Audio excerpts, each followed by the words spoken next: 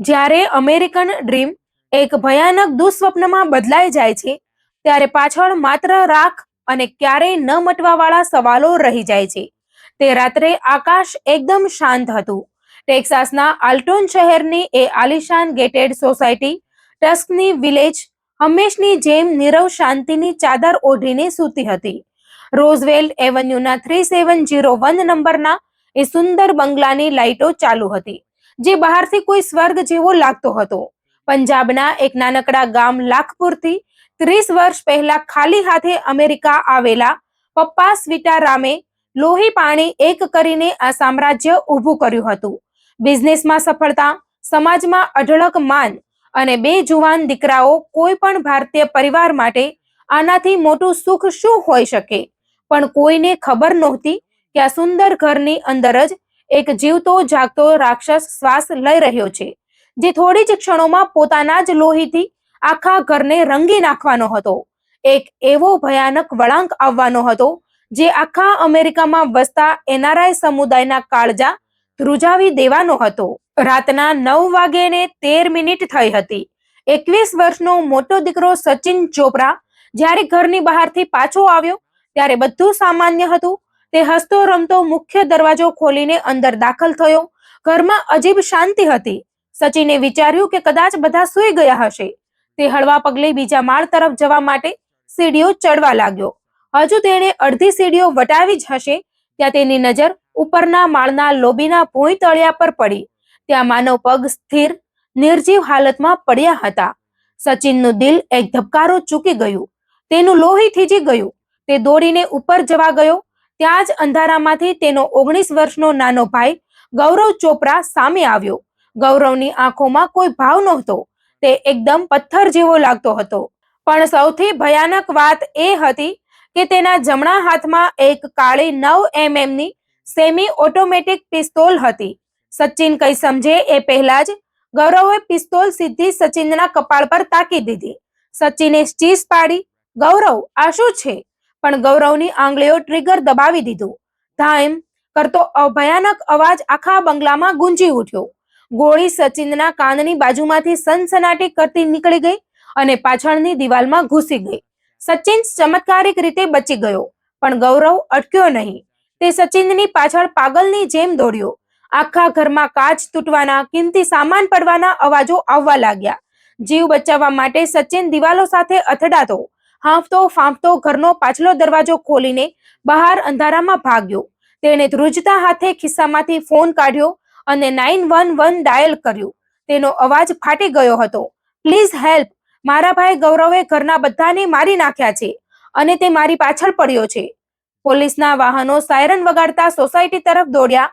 બરાબર એ જ સમયે ગૌરવ પોતાની સફેદ લેક્સસ કાર લઈને સોસાયટીના મેઇન ગેટ તરફ ભાગવાની કોશિશ કરી રહ્યો હતો. સામેથી આવતી પોલીસ ગાડીઓએ તેને રોકવાનો ઈશારો કર્યો, પણ ગૌરવ પર તો જાણે કોઈ ભૂત સવાર હતું. તેણે કારની સ્પીડ વધારી દીધી. આલ્ટોનની સડકો પર મધ્યરાત્રિએ હાઈ સ્પીડ ચેઝ શરૂ થઈ. હોલીવુડની એક્શન ફિલ્મની જેમ લેક્સસ કાર હવામાં ફ્લાય ઓવર અને ટ્રાફિકને ચીરતી દોડતી હતી. આ પીછો ત્યારે પૂરો થયો જ્યારે 4 માઇલ લાઇન રોડ અને ગ્લાસકોક રોડના ઇન્ટરસેક્શન પર ગૌરવની કાર બે નિર્દોષ નાગરિકોની ગાડીઓ સાથે ધડાકાભેર અથડાઈ અને હવામાં 3 ગુલાંટ ખાઈને ઊંધી વળી ગઈ. કારના કૂર્ચે કૂર્ચા ઉડી ગયા હતા.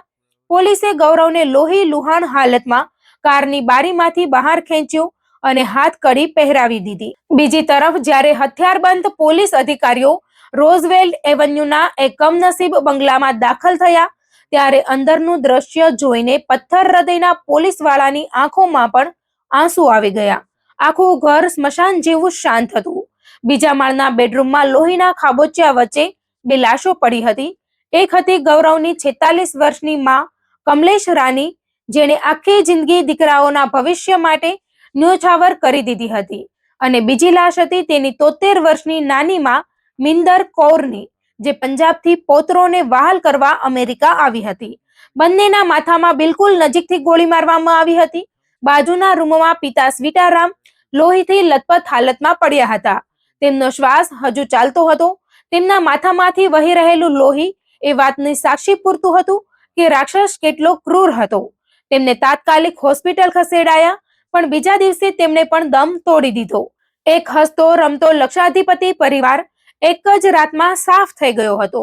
જ્યારે પોલીસે જેલમાં બંધ 19 વર્ષના ગૌરવની પૂછપરછ શરૂ કરી, ત્યારે વાર્તામાં એક એવો વળાંક આવ્યો જેણે હાઇડિગો કાઉન્ટીના પ્રખ્યાત શેરીફ એડી ગુએરાને પણ ચક્રાવે ચડાવી દીધા. ગૌરવે પોલીસ સામે જે નિવેદન આપ્યું તે સાંભળીને સૌના હોશ ઉડી ગયા. ગૌરવે એકદમ શાંત અવાજે કહ્યું કે મેં કોઈને નથી માર્યા.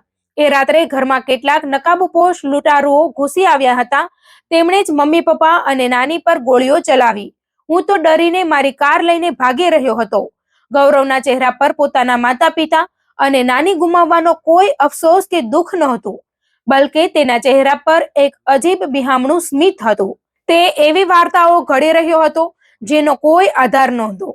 તે સાવ ભૂલી ગયો હતો કે તેનો સગો મોટો ભાઈ સચિન જીવતો બચ્યો છે અને તે આખી ઘટનાને નજરે જોનાર સાક્ષી છે.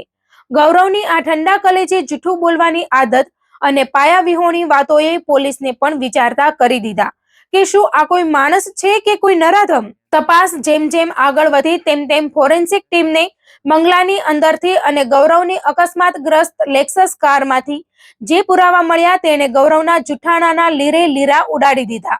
કારની સીટ નીચેથી એ જ 9mm ની પિસ્તોલ મળી આવી જેનાથી હત્યાઓ થઈ હતી. એ પિસ્તોલ સ્વીટારામની પોતાની લાયસન્સવાળી બંદૂક હતી જે ઘરમાં સુરક્ષા માટે રાખવામાં આવી હતી. ઘરમાંથી મળેલા ગોળીના ખોખા અને પીડિતોના શરીરમાંથી મળેલી ગોળીઓ એ જ બંદૂકની હતી. પણ સૌથી મોટો ખુલાસો તો હજુ બાકી હતો. જ્યારે ડિજિટલ ફોરેન્સિક એક્સપર્ટે ઘરની આસપાસના અને સોસાયટીના હાઈ ડેફિનેશન સીસીટીવી કેમેરાના ફૂટેજ તપાસ્યા, ત્યારે રૂવાટા ઊભા કરી દે તેવું સત્ય સામે આવ્યું. ફૂટેજમાં દેખાતું હતું કે ગોળીબારના સમયે બહારથી કોઈ જ વ્યક્તિ ઘરમાં દાખલ નહોતી થઈ. માત્ર ગૌરવ જ હાથમાં બંદૂક લઈને સીડીઓ ઉતરતો અને પછી સફેદ લેક્સસમાં બેસીને ભાગતો સ્પષ્ટ દેખાતો હતો. પણ આ આખી ઘટનામાં સૌથી મોટો ચમત્કાર અને રહસ્ય સચિનનો બચાવ હતો. ફોરેન્સિક લેબના રિપોર્ટમાં બહાર આવ્યું કે જ્યારે ગૌરવે સચિનના માથા પર પિસ્તોલ તાકીને ટ્રિગર દબાવ્યું, ત્યારે પહેલી ગોળી મિસ થઈ ગયા પછી ગૌરવે બીજી ગોળી મારવાનો પ્રયત્ન કર્યો હતો. પણ બરાબર એ જ સેકન્ડે એ સેમી ઓટોમેટિક પિસ્તોલમાં એક ટેકનિકલ ખામી સર્જાઈ, જેને મિકેનિકલ માલફંક્શન કહેવાય છે. બંદૂકની અંદર ગોળી જામ થઈ ગઈ. જો એ બંદૂક જામ ન થઈ હોત તો ગૌરવે સચિનને પણ ત્યાં જ પતાવી દીધો હોત અને આ દુનિયામાં આ ભયાનક પાપની સાક્ષી આપવા માટે કોઈ જીવતું બચ્યું ન હોત. તે ટેકનિકલ ખામીએ જ સચિનનો જીવ બચાવ્યો અને ગૌરવનો અસલી ચહેરો દુનિયા સામે લાવી દીધો. આ સમાચાર જ્યારે પંજાબના નવા શહેર જિલ્લાના લાખપુર ગામમાં પહોંચ્યા ત્યારે આખું ગામ હિબકે ચડ્યું. સ્વીટારામના પિતરાઈ ભાઈ માખણસિંહ અને ગામના વડીલો આઘાતમાં સરી પડ્યા. તેમણે રડતા રડતા મીડિયાને જણાવ્યું કે હજુ 4-5 મહિના પહેલા જ તો આખો પરિવાર ગામડે આવ્યો હતો. કેટલા ખુશ હતા બધા. ગૌરવ પણ બહુ શાંત છોકરો લાગતો હતો. પપ્પા સ્વીટારામે આખા ગામમાં મીઠાઈ વહેંચી હતી અને ગૌરવના નામે નવી કંપની ચોપરા હોસ્પિટાલિટી LLC શરૂ કરવાની ખુશી વ્યક્ત કરી હતી. જે પિતાએ દીકરાને યુનિવર્સિટી ઓફ ટેક્સાસમાં ભણાવ્યો, કરોડોની કંપનીનો માલિક બનાવ્યો, એ જ દીકરો પિતાનો કાળ બનશે એવું તો સપનામાં પણ કોણે વિચાર્યું હોય. ગૌરવ કોઈ સામાન્ય ગુનેગાર નહોતો. તે એક ભણેલો ગણેલો અમીર બાપનો દીકરો હતો. તેની કોઈ ક્રિમિનલ હિસ્ટ્રી નહોતી. ઘરમાં ક્યારેય કોઈ ઝઘડો કે પોલીસ કેસ થયો નહોતો. આલ્ટોન પોલીસ ચીફ માર્ક પેરેઝે પણ સ્વીકાર્યું કે આ ઘર તરફથી ક્યારેય કોઈ ફરિયાદ આવી નહોતી.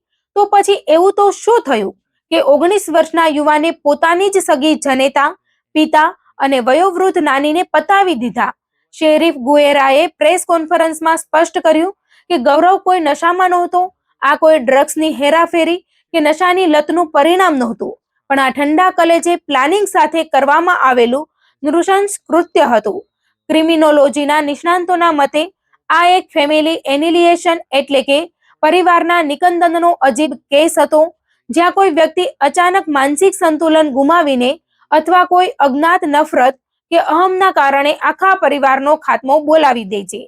કોર્ટમાં જ્યારે ગૌરવને રજૂ કરવામાં આવ્યો ત્યારે ન્યાયાધીશે તેના ગુનાની ગંભીરતા જોઈને કેપિટલ મર્ડર અને એટેમ્પ્ટ ટુ કેપિટલ મર્ડરના કેસમાં તેને જામીન વગર જેલના સળિયા પાછળ ધકેલી દીધો. ટેક્સાસના કાયદા મુજબ કેપિટલ મર્ડરના ગુનામાં માત્ર 2 જ સજા થઈ શકે છે, કાં તો આજીવન કેદ અથવા તો સીધી ફાંસી એટલે કે મૃત્યુદંડ. ગૌરવ માટે હવે વકીલો પણ હાથ જોડી રહ્યા હતા.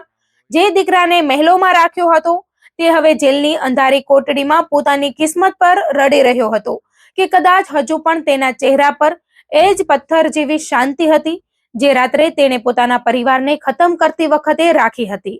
ઘટનાના 5 દિવસ પછી રવિવારની સાંજે ટસ્કની વિલેજના એ બંગલાની બહાર એક ભવ્ય અને હૃદયદ્રાવક પ્રાર્થના સભા યોજાઈ. આખું પામવ્યુ અને આલ્ટોન શહેર ત્યાં ઉમટી પડ્યું હતું. પામવ્યુના મેયર રિકાર્ડો વિલારિયન, જેઓ સ્વીટારામને પોતાના સગા ભાઈ માનતા હતા, તેઓ ધ્રુજતા અવાજે બોલ્યા, સ્વીટારામ માત્ર એક બિઝનેસમેન નહોતા, તેઓ આ સમુદાયનું દિલ હતા. તેમણે કેટલાય ગરીબોની મદદ કરી હતી, હોટેલો અને ઇવેન્ટ સેન્ટર બનાવીને અસંખ્ય લોકોને રોજગારી આપી હતી. આ નુકસાન ક્યારેય પૂરું નહીં થાય. બંગલાની લોખંડની જાળીઓ પર લોકોએ કાળા રિબિન અને હજારો ફૂલો ગોઠવ્યા હતા. મીણબત્તીઓના આછા પ્રકાશમાં આખું વાતાવરણ ગમગીન હતું. ત્યાં સચિન ચોપરા સ્ટેજ પર આવ્યો. તે એકદમ એકલો પડી ગયો હતો. જે ભાઈ સાથે તે રમ્યો હતો, જે માતા પિતાના ઓછાયામાં તે મોટો થયો હતો, જે બધું જ એક જ રાતમાં છીનવાઈ ગયું હતું. સચિને માઇક હાથમાં લીધું. તેની આંખોમાંથી આંસુ વહી રહ્યા હતા, પણ તેનો અવાજ મક્કમ હતો. તેણે ત્યાં હાજર હજારો અમેરિકન અને ભારતીય સમુદાયના લોકોનો આભાર માનતા કહ્યું, હું આજે જે કંઈ પણ છું મારા માતા પિતાના સંસ્કારોના કારણે છું, મારી નાનીના આશીર્વાદના કારણે છું. મારી પાસે હવે કોઈ શબ્દો નથી. મારું ઘર ઉજ્જડ થઈ ગયું છે, પણ તમે બધા જે રીતે મારી સાથે ઊભા રહ્યા છો તે જોઈને મને લાગે છે કે હું એકલો નથી. મારા પિતાએ હંમેશા મને મજબૂત બનવાનું શીખવ્યું હતું અને હું ન્યાયની આ લડાઈ આખરી શ્વાસ સુધી લડીશ.